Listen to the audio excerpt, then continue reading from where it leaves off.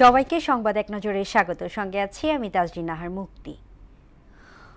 নির্যাতনের মুখে মিয়ানমার থেকে পালিয়ে কক্সবাজারে আশ্রয় নেওয়া রোহিঙ্গা শরণার্থীদের নিয়ে চরম বিপাকে বাংলাদেশ। দুই দেশের মধ্যে দফায় দফায় আলোচনা হলেও অগ্রগতি নেই প্রত্যাবাসনে। অন্যদিকে রোহিঙ্গারাও করছে মানবেতর জীবনযাপন। এমন পরিস্থিতিতে আজ পালিত হচ্ছে বিশ্ব শরণার্থী দিবস। রোহিঙ্গারা বলছেন, নাগরিকত্ব, নিরাপত্তা ও ন্যায় বিচার পেলে স্বদেশে ফিরতে চান তারা। দেশে ফের করোনা সংক্রমণ বাড়তে থাকায় উদ্বেগ বাড়ছে মানুষের মাঝে। এদিকে RT-PCR মেশিন অচল থাকায় কিটের অভাবে শরীরের লক্ষণ থাকলেও করোনা পরীক্ষা করাতে পারছেন না রংপুরের মানুষ। যদিও করোনা রোগীদের জন্য 10,000 আইসোলেটেড ওয়ার্ড প্রস্তুত করে রেখেছে রংপুর মেডিকেল কলেজ হাসপাতাল। এদিকে বরিশালে বাড়ছে ডেঙ্গু রোগীর সংখ্যা। প্রতিদিনই নতুন রোগী ভর্তি হচ্ছে শেরেবাংলা মেডিকেল কলেজ হাসপাতালে।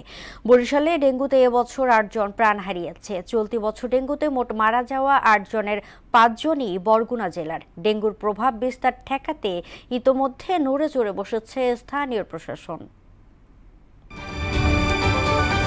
চট্টগ্রামের মিরসরাইয়ের সোনার বাংলা এক্সপ্রেস ট্রেনে কাটা পড়ে 3 বন্ধুর মৃত্যু হয়েছে। রেললাইন সংস্কারের কারণে ট্রেনটি বিকল্প রুটে চলছিল। রেললাইনে বসে মোবাইলে লুডো খেলায় মগ্ন ছিল তারা। হঠাৎ ট্রেন চলে আসায় তাতে কাটা পড়ে ঘটনাস্থলে প্রাণ হারায় তারা।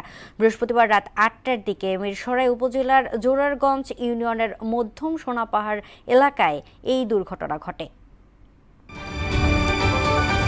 সরবরাহে ঘাটতি না থাকলে রাজধানী বাজারে চড়া সবজির দাম, বরাবরের মতোই আকাশ ছোঁয়া মাছের দাম। আকার ভেদে ইলিশ বিক্রি হচ্ছে 2500 থেকে 3000-এ, তবে ডজনে 10 টাকা কমেছে ডিমের দাম। এমন পরিস্থিতিতে বাজারে শক্ত নজরদারি চান ভোক্তারা।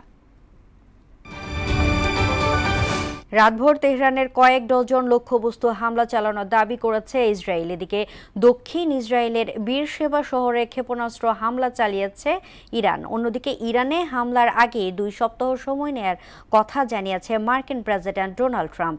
হোয়াইট হাউসের প্রেস সেক্রেটারি ক্যারোলিন ল্যাভিট এই কথা জানান। এই ছিল সংবাদ এক নজরে। সবশেষ খবর সবার আগে জানতে মোহনার সাথেই থাকুন। এতক্ষণ সঙ্গে থাকার জন্য ধন্যবাদ।